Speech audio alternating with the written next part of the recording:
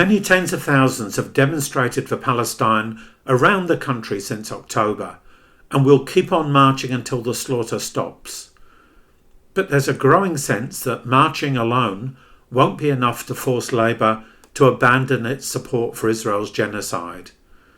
We need to be organising in our workplaces and our unions to bring workmates into the campaign and, where possible, to poke a stick into the wheel of war. Now that sounds all well and good, but how can we make that happen? One of the many pro-Palestine groups that has sprung up in the union movement is Teachers and School Staff for Palestine. Despite hostile media coverage and attempts at suppression coming from Labour state education ministers and their departments, the group has already organised a series of actions. Here to tell us about their work is Lucy Honan. Lucy is an experienced teacher and long-time member of the Australian Education Union. She is also a member of Solidarity. You're listening to The Sound of Solidarity, brought to you by Solidarity. We're a revolutionary socialist group in Australia, and if you'd like to find out more about us, our website is solidarity.net.au. I'm David Glanz, and I'm recording this episode on unceded Wurundjeri land in Naarm or Melbourne. So welcome, Lucy. Thanks, David. So, first up, just tell us about Teachers and School Staff for Palestine. Why did you and others set it up, and what are you hoping to achieve? So, Teachers and School Staff for Palestine is a group of rank and file educators. So, there's a group in New South Wales and a group in Victoria, and we're rank and file members of our education unions, mainly the Australian Education Union, although there are some members of the Independent Schools Union as well, and some other miscellaneous members from universities and so on who are kind of education or schools adjacent. We set it up just in November last year, I suppose, when really the movement for Palestine started growing and becoming more widespread, and the rallies on Sundays were becoming really consistent. In both Victoria and New South Wales, there's a tradition of rank and file teacher groups. We had a Teachers for Refugees group here and in New South Wales, which was really effective and an important little group of teachers who took action as union members against refugee racism and policies of abuse of refugees. And we, people who had experience in those groups and other just kind of general rank and file organising around pay and conditions and our agreements and so on. We have a pre-existing network of activists and left-wing people who, it made sense that all eyes were on Palestine. Everyone was talking about it and everyone was thinking about, what can we do to take action effectively about this? So we put together a little call out for Teachers for Palestine.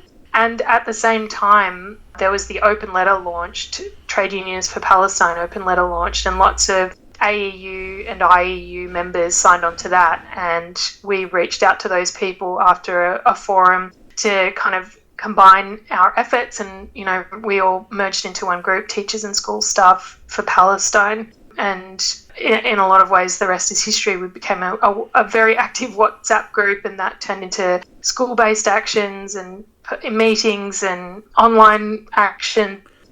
So how have education ministers and principals reacted? I mentioned there was some hostility.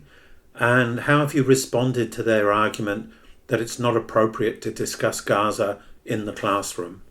So last year, we called a school-based action. So we called on teachers and school staff to wear their keffiyehs, take a selfie at school, hold up posters in solidarity with Palestine. And immediately on kind of sending out this information, we got a massive kickback from the media and from, in Victoria, Ben Carroll, our education minister, who said not just that it's inappropriate, he said that it's inflammatory and divisive, and called on us not to do it. And further on, there were Liberal Party calls for us to be sacked, and at a school level, that was kind of interpreted very directly when members of Teachers and School Staff for Palestine were handing out information about the action, about a vigil after school, based on teachers getting together and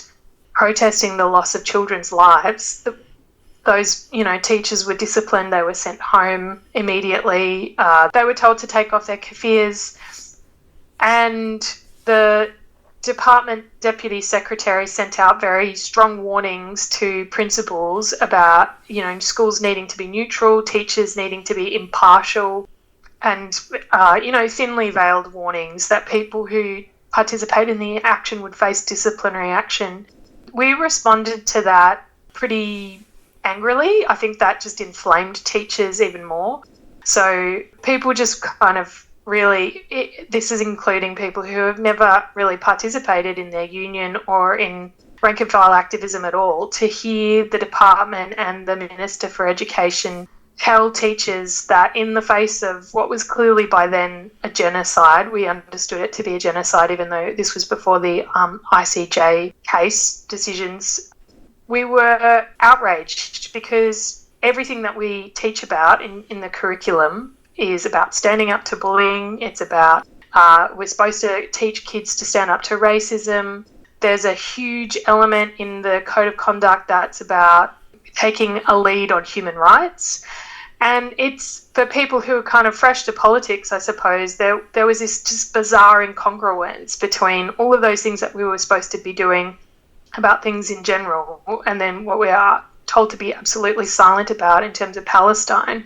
But I suppose for people who had been following, and those of us who had started following Palestine politics more assiduously, it became clear just how political this issue already was, because as it turns out, Ben Carroll, our education minister, had been the author of the Memorandum of Understanding with the Israeli Ministry of Defence earlier in the year, agreeing to special deals and kind of secret deals actually, to do with weapons trade and other kinds of trade with Israel. So, the fact that our state government, let alone our federal government, which obviously has open and clear ties with Israel, but that our state government is so deeply tied to Israel, I think made it clear to a lot of people that the silencing was really horrific politics, horrific kind of Australian imperialist politics, I suppose, playing out in our working lives. So people got organised in the face of that repression in our sub-branches, and it became immediately clear to anyone who wasn't clear why we were organising as unionists. It became very clear why we needed to be unionists at that point when that repression started coming in. And some more experienced members in the group kind of were giving advice to other members in the group to talk about how to manage the workplace level repression.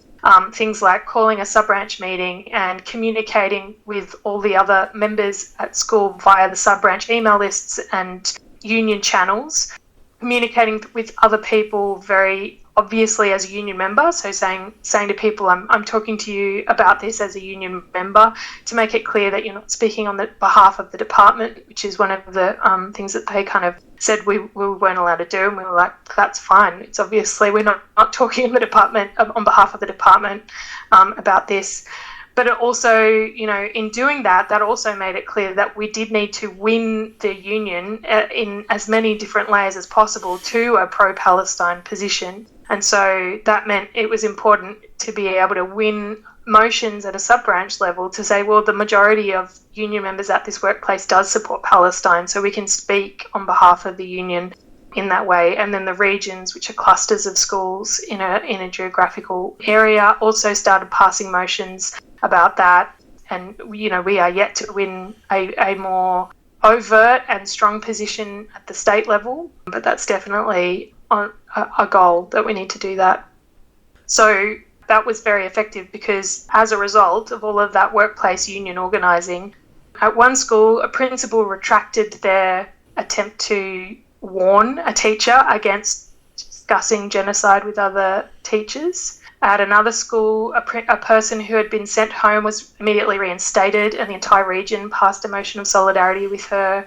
At Another school, the teachers there who were wearing kafirs to work, who were told they weren't allowed to, just simply defied the principal and said, no, we're going to do it anyway. And as a result, the principal attempted to escalate that to the department itself. And through that case, where the teachers actually simply defied the principal, it became clear to all of us that actually the department wasn't going to act about this. So it was kind of a good test case for us all that at that particular school, there was no disciplinary action for any of those teachers, and they couldn't do anything. So at that school, even more teachers started wearing their kafirs, and they held a watermelon morning tea outside with students to, increase visibility around the issue. They gave support to some of the students who had been reprimanded for wearing the kafir and made formal complaints about that. And the fact that that had been won, or those different instances had been won, meant that plenty of other people then felt like, well, okay, if they were that defiant and that flagrant and haven't been disciplined whatsoever, then we're going to do it too. That's really inspiring.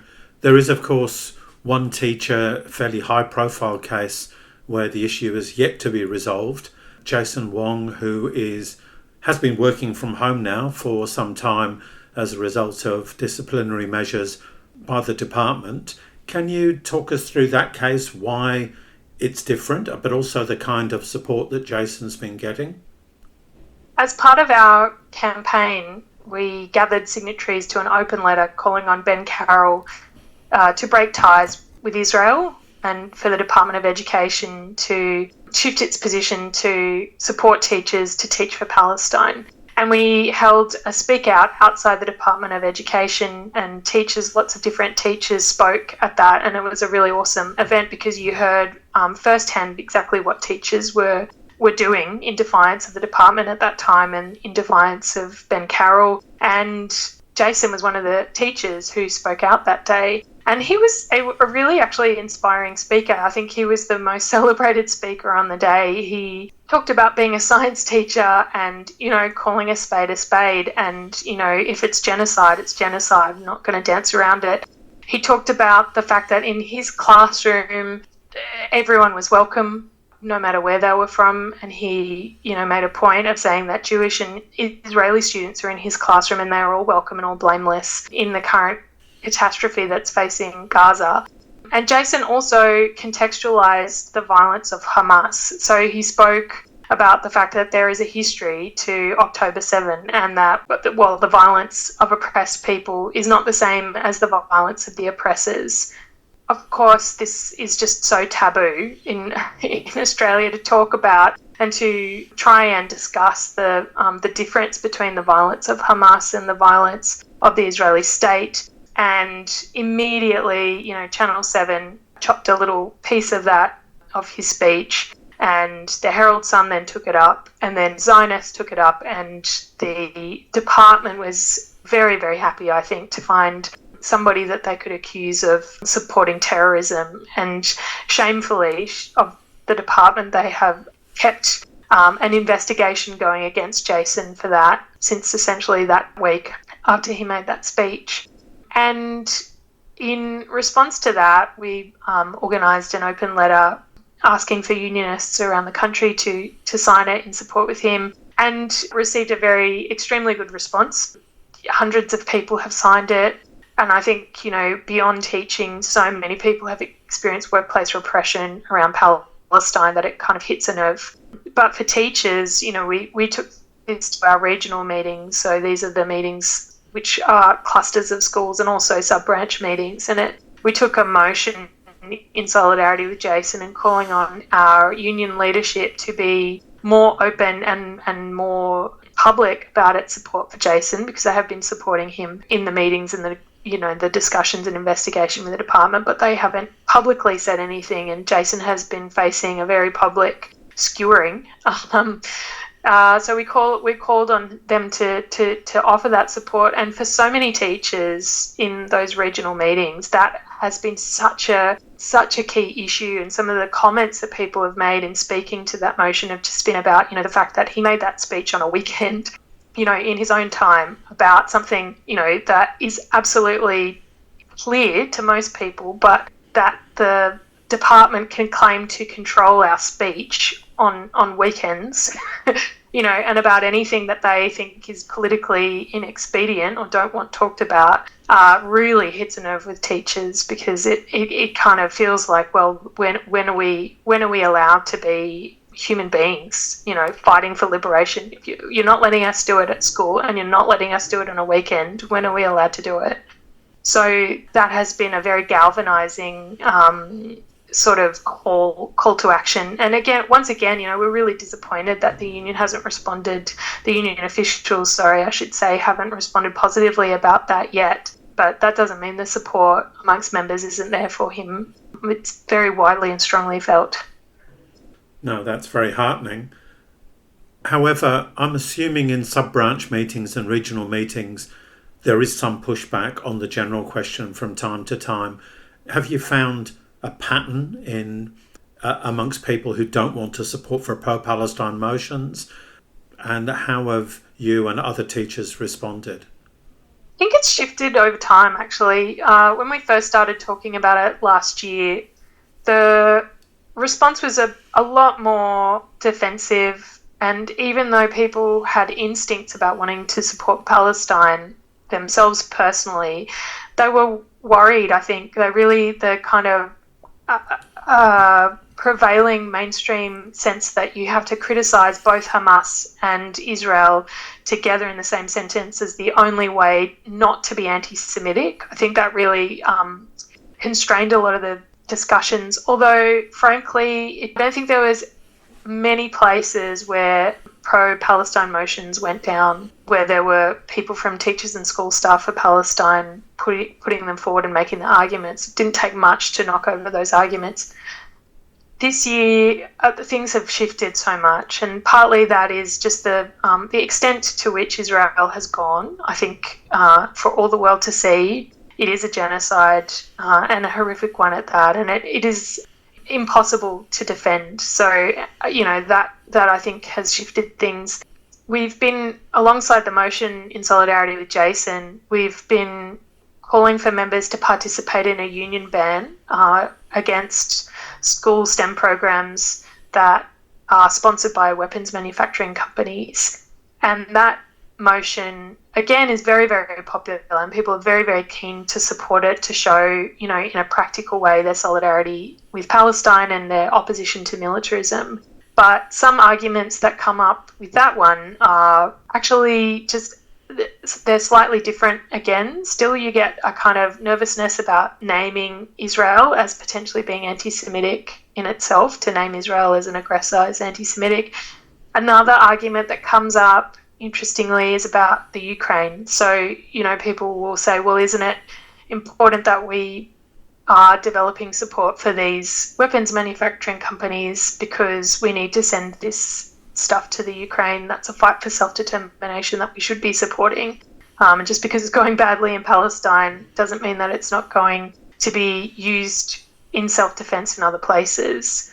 And I think that's a challenge that teachers and school staff of Palestine, and frankly the left and the working class will need to grapple with, because while it's very, very plain to see at the moment that there is no element of self-defense in what Israel's doing, and these weapons are being used openly for genocidal reasons, they're also being used to extend and really, make an absolute bloodbath of the Ukraine. And there isn't anything useful in sending these weapons to be used in Ukraine either.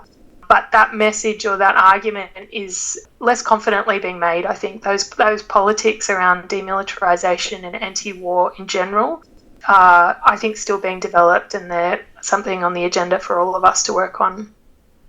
You mentioned that the AEU has, at the official level, been slow and or reluctant to join in the campaign for Palestine. I think a lot of people have been shocked by how widespread that phenomenon is amongst union officials in general. There are some honourable exceptions, like Christy Kane, one of the leaders of the CFMEU.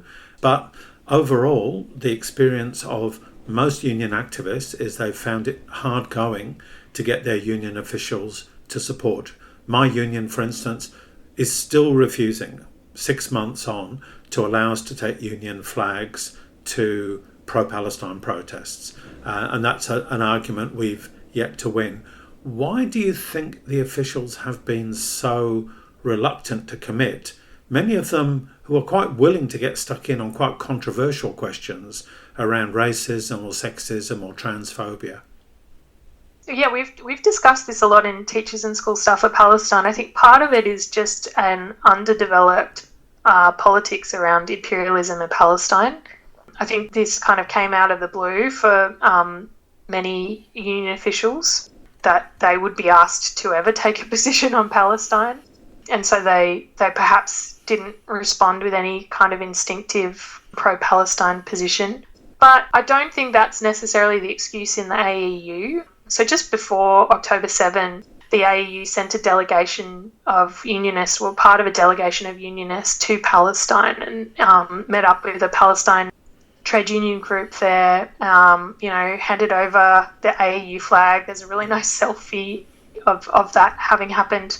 And it was in the AEU magazine the months that we were taking this action. That was the kind of lead article. So that's not the excuse in the AEU. I think what has happened in the AEU is that the union officials, through all of the different dynamics that have corroded unionism, over the last couple of decades, have become very, very reluctant to take a position against the employer, in our case the department, the state government. They're very, very reluctant to take an adversarial position about anything, because their only strategy in negotiating on wages and conditions, which is what they see as core business for unionism, is to have negotiations and to throw other political things into the mix, which is going to add to the demands that they're making on the state government. I think just makes them balk, because they actually don't even have enough levers to win improvements on wages and conditions without union members being able to take industrial action, with only the strategy of sitting around and negotiating at the table and offering our services during election campaigns. Union members in Victoria are furious, in general, with our union leadership over our last EBA campaign, where we won a pay loss. So the idea of opening up another front where, they see that as creating demands that they're never going to be able to achieve, because there is nothing that they can offer to change around the negotiating table around that. I think that they just don't want to do it. So what they've done instead is to pass the buck over to AEU Federal. So the AEU Federal has made more sort of open statements calling for ceasefire and calling for an end to Israeli aggression. But they've done it in the strangest possible way. So again, just back to the issue of the Ukraine, the AEU Federal Conference had as guest speakers a Palestinian trade unionist and a Ukrainian trade unionist, both on the platform. And the Ukrainian trade unionist is from a union that has been calling on its the international education unions to push and press for our governments to increase military aid to the Ukraine. And then they kind of got these two delegates, the Palestinian and the Ukrainian delegates, to Canberra to, as a pair, essentially lobby for their particular agendas, with Canberra politicians. But the two issues, those two kind of sets of politics don't line up. On the one hand, with the Palestine, we're calling for an end to the militarisation, an end to the weapons contracts, an end to the bombardment. And the Ukrainian trade unionists are calling for an increase. So, the AEU has put these two issues together in a really problematic and self-defeating way, I think. Back to your original question about why this has happened, I think it is a really dire strategy on the part of union officials to step away from taking industrial action or emboldening members to take any action themselves and seeing the limits of what unions can do as what can happen at the negotiating table, and just kind of thinking, well, there's nothing we can do there about Palestine, so let's not even talk about it. Now, you mentioned earlier that you have been involved in Teachers for Refugees, which was a hugely successful group because it organised unprotected industrial action some years ago as part of the campaign to get kids and their parents off the South Pacific island of Nauru. Very proud moment in union history.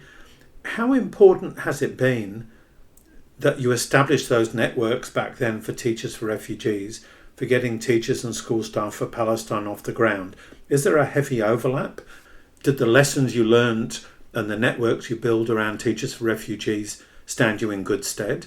In other words, I'm assuming it's always worth organising because whatever you succeed or don't succeed in today, you're laying the basis for future campaigns. Is that over-optimistic? I think the lessons of that campaign were really important, and I think it elevated horizons for lots of people, lots of teachers and lots of people in the left to see what was possible with rank and file organising, because we literally organised a walkout from work during a work day, calling for kids to come off Nauru. And yes, the networks and the tradition, I suppose, of doing that kind of work at a totally rank and file level. So that was all organised by just teachers who got in touch with their sub-branches in their region, organised so that, people would walk out that day. That was a huge lesson and a huge feat, and some of those are kind of like, you think of them as neural pathways, like the fact that they kind of happened, enlivened connections and so on. But actually it's a whole different group of people who have been involved in Teachers and School Staff for Palestine in Victoria, and that in itself, I guess, is a lesson that you don't have to be the same personnel. You can hear of the traditions, or you can know that that thing happened without having done it yourself. Or be in a context where people, you don't even know about it, but other people know about it and they have the confidence to pull something off, that has the same dynamics in it, but are slightly different. So yes, it's similar, but it's also one kind of fascinating element of organising Teachers and School Staff for Palestine is that people who have never organised before as unionists can also be incredibly brazen and incredibly confident, because sometimes not knowing how limited your own union officials are and how intransigently awful your own employers can be emboldening, because you just, you think, well, why shouldn't I be allowed to do this? And why wouldn't my union back me when I did this? And that gets you a long way, and it did get us a long way, I think. And I think, then the important thing, though, in following up that sort of brazenness is the organising to then come in behind it, which I think, we did really well. And people who were experienced and knew what had to happen as soon as someone was sent home, or as soon as, there was a very repressive instruction down from a principal, the people who gave advice were people who had done Teachers for Refugees and other rank and file organising. So I guess the lesson is, yes, it really pays to organise, and the echoes of the strength of and the lessons of that organising pop up even if people haven't been directly involved in it. In my introduction, I sort of asserted with absolutely no evidence the importance of organising in our workplaces and in our unions in order to build and strengthen the campaign for Palestine. Would you like to talk a bit about why that's so important? So 2 reasons. One is that while at the moment it feels like, for some people, it feels like everybody that you know cares about Palestine, and you can surround yourself with WhatsApp and Instagram and rallies on Sundays where, everybody that you know cares about Palestine, or what they think about Palestine anyway, and they're willing to do anything to stop the genocide. But then, you go to work and there can sometimes be a huge silence that just sits around it, or it's skirted around as a topic. And it isn't necessarily the case that the entire working class is conscious of the genocide or does feel empowered to do anything about it or understand the issue at all. And so workplace organising is a very important way of reaching out beyond the already organised ranks and communicating with those people about how important it is to take a stand and showing how to do that. And that's sometimes why, more than anything, even before the workplace repression from the bosses, it can be quite challenging to call on people that you work with to take a position or share a position with you. And that in itself is powerful to do that collectively and to draw people into movement. On top of that, the really powerful thing about workplace organising, even if they're little things like tomorrow is International Day of Elimination of Racial Discrimination, and we're doing watermelon morning teas and the kafirs again. The powerful thing about that is that you lay the basis and you lay those kind of pathways and connections for taking more and more significant steps to, as you put it in the introduction, put a stick in the wheels of the Australian government, the Victorian government's support for the Israeli genocide. For teachers, our work, what we do as teachers is very important to the ruling class. We provide an ideological education and orientation for young people who are going to become workers in capitalism. And if, those young people and generally in society, if people see teachers saying, this is not okay, we resist this and we will not participate in the ideological support for this genocide, then it breaks a key spoke or a key element of support that the government relies on for what they're doing. And many workers are the same. This is the same thing that, ABC workers, it's why the ABC couldn't tolerate Lattouf taking a position that she did and other media workers. They can't accept that because they rely so heavily on us as workers providing ideological support for their agenda. It's not just ideological, the work of growing up young people into people who create weaponry or operate weaponry. That's why we are refusing to do it and saying, we're not going to teach STEM programs that are about warfare. And, we support the university workers who are doing the same and so on. But just even for those people whose, it seems like they're tenuous connection, maybe there isn't anything that, immediately connects your work to the work that the government is trying to conduct in its relationships with Israel. There is a very, very proud history of unionists standing up and just saying no to Australian imperialism at very important points in time, like the moratorium, the anti-war moratorium, the anti-apartheid movement, people coming together and stopping work, ultimately saying we won't continue to do our work in this system and we won't let you continue to run it until this war is stopped or, until ties are broken with, apartheid and so on. So everybody has a role to play there, and our power as workers is so it's our secret weapon that we need to get better at using. And so even those small actions, like the workplace actions, build the muscle so that we can exercise it in a really big way to affect significant change. All right, well, I'm inspired. Hopefully people listening are inspired. If people who are listening have never done anything at work, what's your advice for step one? If they go into work, what should they say or do just to get things moving? Obviously, it takes time to get to the kind of level of organisation that teachers and school staff for Palestine have, and that's been built up, as you say, over years of experience. So if you're starting from nothing, what's the first step?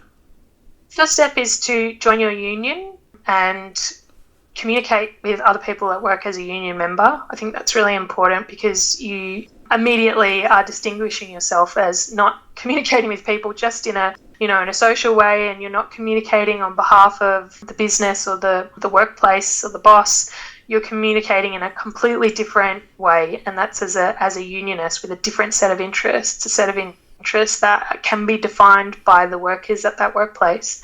So join your union and find the other union members there.